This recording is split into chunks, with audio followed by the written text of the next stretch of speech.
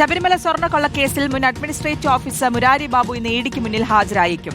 സ്വത്ത് വിവരങ്ങളിൽ വ്യക്തത തേടാനാണ് ഇഡി നീക്കം. അതിനിടെ ദ്വാരപാലക പാളിക്കേസിൽ തന്ത്രി കണ്ഠരര് രാജീവരുടെ ജാമ്യാപേക്ഷ ഇന്ന് കോടതി പരിഗണിക്കുന്നുണ്ട്. കൊല്ലം വിജിലൻസ് കോടതിയാണ് വാദം കേൾക്കുക. ഉണ്ണികൃഷ്ണൻ പോറ്റിയുടെ ജാമ്യാപേക്ഷ നാളെ കോടതി പരിഗണിക്കും.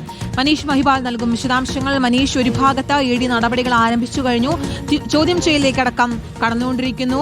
മറുഭാഗത്ത് SITയെ സംബന്ധിച്ചിടത്തോളം തിരിച്ചടി നേരിട്ടുകൊണ്ടിരിക്കുകയാണ്. പ്രതികൾ ഓരോരുത്തരായി പുറത്തേക്കിറങ്ങുകയാണ്.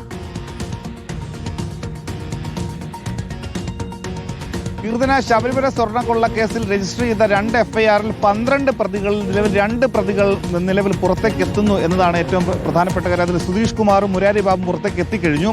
ഇന്ന് ഇപ്പോഴിതാ പുതിയ ജാമ്യ ഹർജി പരിഗണിക്കുമ്പോൾ തന്ത്രി രാജീവ് കണ്ഠരരുടെ ജാമ്യ ഹർജി ഇന്ന് കോടതി പരിഗണിക്കും. സ്വാഭാവികമായും പക്ഷേ ജാമ്യം നിഷേധിക്കാനാണ് സാധ്യത. പക്ഷേ ആരോഗ്യ പ്രശ്നങ്ങൾ ഉയർത്തിക്കാട്ടിയായിരിക്കും തന്ത്രിയുടെ അഭിഭാഷകർ ഇന്ന് കോടതി ഇക്കാര്യങ്ങൾ വ്യക്തമാക്കുക. ഈ ആരോഗ്യ പ്രശ്നങ്ങൾ അലട്ടുന്നു. കഴിഞ്ഞ ദിവസം അടക്കം ആശുപത്രിയിൽ എത്തിക്കൊണ്ട് ആൻജിയോഗ്രാം പരിശോധന നടത്തിയിരുന്നു. അങ്ങനെ ചെറിയ ബ്ലോക്ക് ഉള്ളതായി കണ്ടെത്തിയിരുന്നു. അത്തരം വിഷയങ്ങൾ കോടതിയെ അഭിഭാഷകൻ അറിയിക്കും. ഒപ്പം തന്നെ നാളെ ഉണ്ണികൃഷ്ണൻ പോറ്റിക്ക് കൂടി ജാമ്യ ഹർജി പരിഗണിക്കുന്നു എന്നതാണ് ഏറ്റവും ശ്രദ്ധേയമായ കാര്യം. ആദ്യത്തെ കേസിൽ കട്ടിളപ്പാത കേസിൽ നിലവിൽ ഉണ്ണികൃഷ്ണൻ പോറ്റിക്ക് ജാമ്യം ലഭിച്ചിരുന്നു. പക്ഷേ 90 ദിവസം രണ്ടാമത്തെ കേസ് കൂടിയുണ്ട്. രണ്ടാമത്തെ കേസാണ് നാളെ പരിഗണിക്കുക.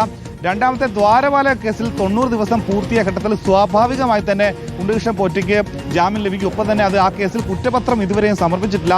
ഏറ്റവും പ്രധാനപ്പെട്ട കാര്യം, ഈ കേസിൽ 116 ദിവസമായി 2 കേസുകളിലും അന്വേഷണം തുടങ്ങിയിട്ട്, പക്ഷേ 116 ദിവസമായിട്ടും ഇതുവരെയും കുറ്റപത്രം സമർപ്പിക്കുന്ന നീക്കത്തിലേക്ക് SIT എത്തിയിട്ടില്ല. ഇതിന്റെ ഏറ്റവും പ്രധാനപ്പെട്ട സൂചനയാണ് സർക്കാരിന്റെ പ്രോസിക്യൂഷനോട് ഇതുവരെയും കുറ്റപത്രം സമർപ്പിക്കുന്നത് സംബന്ധിച്ചുള്ള അനുമതി SIT തേടിയിട്ടില്ല എന്നതാണ് ഏറ്റവും പ്രധാനപ്പെട്ട കാര്യം. അങ്ങനെയെങ്കിൽ തൊണ്ടി മുതൽ കണ്ടെടുക്കുന്നതിലും ഒപ്പം തന്നെ ഈ വിഷയത്തിൽ സ്വർണം എത്രത്തോളം തിരിച്ചുപിടിക്കാൻ സാധിക്കുമെന്ന കാര്യത്തിലൊക്കെ തന്നെ SITയുടെ നീക്കത്തിൽ വലിയ പാളിച്ചകൾ സംഭവിച്ചിട്ടുണ്ട് എന്നാണ് നിലവിലെ വിലയിരുത്തൽ. അങ്ങനെയെങ്കിൽ ഇത്രയും 116 ദിവസമാകുന്ന പ്രതികൾ ഓരോന്നായി പുറത്തേക്ക് ഇറങ്ങുന്ന ഘട്ടത്തിൽ കൂടി സ്വർണം വീണ്ടെടുക്കാനുള്ള SITയുടെ ശ്രമങ്ങൾ എന്തായി, ഒപ്പം തന്നെ കുറ്റപത്രത്തിലെ ഏറ്റവും പ്രധാനപ്പെട്ട ഉള്ളടക്കം എന്തൊക്കെയാണെന്നുള്ള അടക്കമുള്ള കാര്യങ്ങളിലേക്ക് വ്യക്തത വരാനുണ്ട്. ശാസ്ത്രീയ പരിശോധനാ ഫലം നേരത്തെ തന്നെ SITക്ക് ലഭിച്ചിരുന്നു. പക്ഷേ ശബരിമലയിൽ നിന്ന് നഷ്ടപ്പെട്ട സ്വർണം തന്നെയാണോ അതെന്നുള്ള കാര്യത്തിൽ ഇപ്പോഴും വ്യക്തത വന്നിട്ടില്ല. അങ്ങനെ ഇരിക്കുകയാണ് ഇപ്പോൾ മൂന്നാമത്തെ പ്രതി കൂടി നാളെ പുറത്താകാനുള്ള സാധ്യത മുന്നിൽ കാണുന്നത്. എന്താണെങ്കിൽ ഇന്ന് തന്ത്രിയുടെ ജാമ്യ ഹർജി കൊല്ലം കോടതി പരിഗണിക്കുമ്പോൾ അത് ജാമ്യ ഹർജി തള്ളാനാണ് കൂടുതൽ സാധ്യത. ഒപ്പം തന്നെ ഈ കേസിൽ ആദ്യം പുറത്തു വന്ന പെരുന്ന സ്വദേശി മുൻ അഡ്മിനിസ്ട്രേറ്റീവ് ഓഫീസർ മുരാരി ബാബുവിനെ ED ചോദ്യം ചെയ്യാനായി വിളിച്ചു വരുത്തി ചോദ്യം നോട്ടീസ് അയച്ചിരുന്നു. ഇന്ന് EDക്ക് മുൻപിൽ ഹാജരാകുമെന്നാണ് നമുക്ക് ലഭിക്കുന്ന വിവരം. നേരത്തെ തന്നെ പെരുന്നയിൽ 2019 സ്വർണം നഷ്ടപ്പെട്ട വർഷത്തിൽ ഈ മുരാരി ബാബു പെരുന്നയിൽ നിർമ്മിച്ച വീട് 2 കോടി രൂപയുടെ വീടടക്കമുള്ള കാര്യങ്ങൾ നേരത്തെ തന്നെ ദേവസ്വം വിജിലൻസ് പരിശോധിച്ചിരുന്നു. അതിൽ വലിയ രീതിയിലുള്ള ഇടപാടുകൾ, അത് ഈ അനധികൃത ഇടപാടുകൾ നടന്നിട്ടുണ്ട് എന്നുള്ള വലിയ സംശയം അന്ന് തന്നെ ഉണ്ടായിരുന്നു. ഇക്കാര്യങ്ങളൊക്കെ തന്നെ ഈ SIT ഹൈക്കോടതിയിൽ സമർപ്പിച്ച റിപ്പോർട്ടിലടക്കം, ഇടക്കാല റിപ്പോർട്ടിലടക്കം മുരാരി ബാബുവിൻ്റെ ഇത്തരത്തിലുള്ള ഇടപാടുകളെ സംബന്ധിച്ചുള്ള കാര്യം സൂചന ഉണ്ടായിരുന്നു.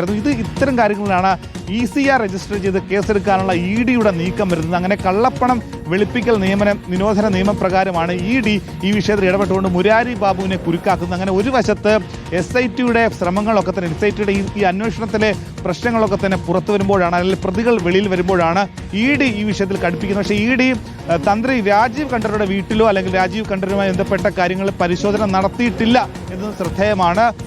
നിയമസഭാ തെരഞ്ഞെടുപ്പ് മുന്നോടിയായി നടത്തുന്ന നേരത്തെ നയതന്ത്ര ബാഗേജ് വഴിയൊക്കെ തന്നെ സ്വർണം കടത്തിയത് ബന്ധപ്പെട്ട് അന്ന് തെരഞ്ഞെടുപ്പിന് മുൻപ് ഇതേ സമാനമായ രീതിയിൽ ED അന്വേഷണം നടത്തിയിരുന്നു. പക്ഷേ അന്തിമഘട്ടത്തിലേക്ക് അന്വേഷണത്തിൽ ഒന്നും കണ്ടെത്താൻ സാധിച്ചില്ല. അതുപോലെ തന്നെ നിയമസഭാ തെരഞ്ഞെടുപ്പ് മുന്നിൽ കണ്ടുകൊണ്ടാണ് EDയുടെ ഇത്തരത്തിലുള്ള നീക്കമെന്നാണ് ഭരണപക്ഷത്തിന്റെ ആരോപണം.